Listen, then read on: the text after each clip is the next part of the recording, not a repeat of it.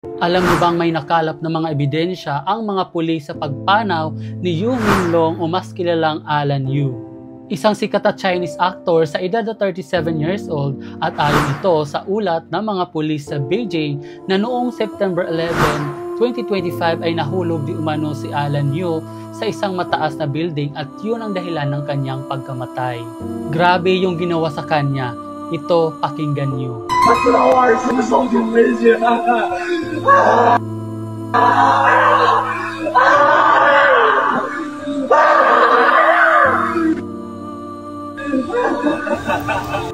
Yan ang kanyang mga huling sigaw bago ihulog doon sa apartment ng kanyang kaibigan.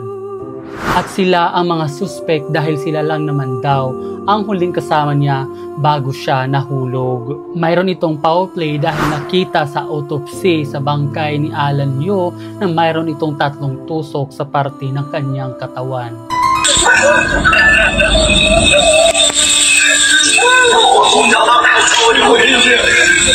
Ang sigaw na iyon, posible daw na yun yung time na tinuturukan siya ng pampakalma at saka ginawa ang pagtutorture sa kanya.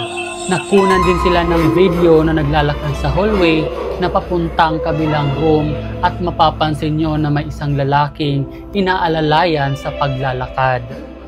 At yung babae na nasa dulo ay kumukuha ito ng video sa kanila. At yung nagplano daw nito ay yung babae dahil nagsiselo sa career at popularity. At kabilang na dito yung lalaking nakasalamin na isang direktor. Kaya kayo, mag-iingat kayo sa mga kaibigan nyo, lalo na sa mga inggitera na handang pumatay ng dahil lang sa selos. Rest in peace, Yu Minlong. Mananatili kang buhay sa puso ng iyong mga tagahanga. Ang lalaking ito ay nakakita ng isang ahas na nasusunog mula sa apoy. Kaya ang kanyang ginawa ay nagdesisyon siya na tulungan ito. Hinawakan niya ang buntot ng ahas upang hilain at iligtas mula sa nagliliab na apoy. Ngunit siya ay kinagat nito, kaya naman nagdulot ito ng sobrang sakit at sugat sa kanyang kamay. Dahil sa gulat niya sa pagkagat ng ahas sa kanya, ay hindi niya ito sinasadya na naitapon muli ang ahas sa apoy. Gumawa pa rin ng paraan ang lalaki at sinubukan niyang iligtas ang ahas. Kumuha siya ng kahoy at inalis niya ito sa apoy. May matandang lalaki ang nakakita sa kanyang ginawa at pinagsabihan siya na kinagat ka na nga ng ahas na iyan. Bakit patuloy mo pa rin siya at pilit na tinutulungan?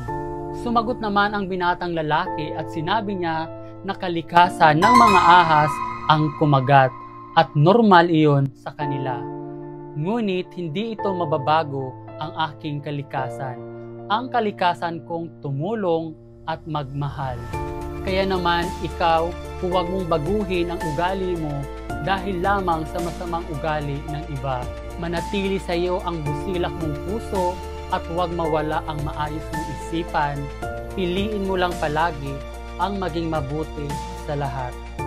Isang babae ang naimbitahan sa isang kasal upang umawit, ngunit nadiskubre niya ito na ang ikakasal at ang mga bisita ay hindi pala ito tao, maliban na lamang sa kanyang mga kasama.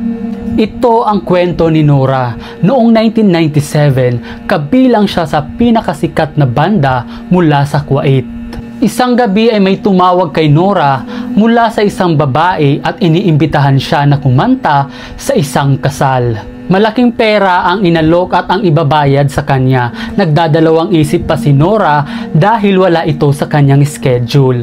Dahil sa pakiusap ng isang babae ay pumayag na siya at gaganapin naman daw ang kasal ng gabi. Dumating sila ng alas 10 ng gabi sa event place. Bumungad sa kanila ang napakalaki at napakagandang mansyon at ayon kay Nora, ito daw ang pinakamagarang kasal na kakantahan nila sa isang event. Pagpasok nila sa mansyon ay iba ang kanilang naramdaman doon sa loob at nakipagkamayan pa nga si Nora doon sa babaeng nag-imbita sa kanya, pero napansin niya na yung kamay ay parang buto o kahoy na wala itong buhay.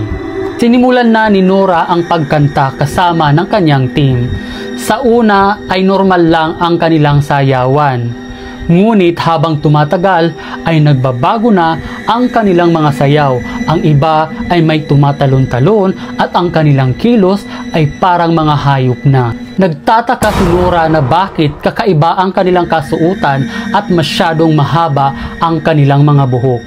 Isa ang nakapansin sa mga kasama nila at bumulong at sinabi na tingnan niyo ang kanilang mga paa. Dumating na nga ang bride at groom at umupo sa harap ng estatwa na mukhang demonyo.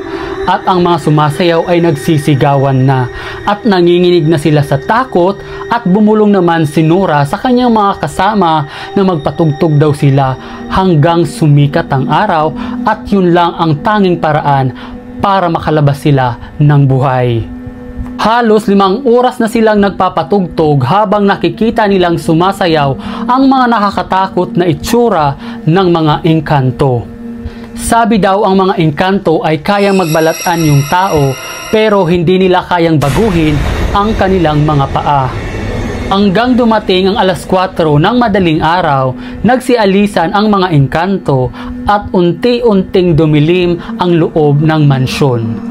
Kaagad naman na tumakbo sila palabas at paglingon nila ng mansyon, naging isa itong abandonadong bahay.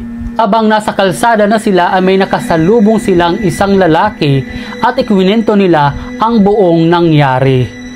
Pero ang sagot ng lalaki nito sa kanila ay lalong nagpahindig ng kanilang takot.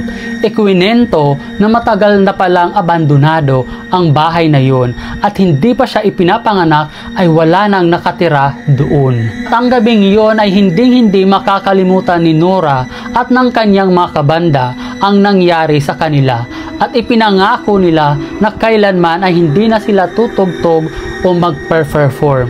Kung sa'yo nangyari, ano ang iyong gagawin?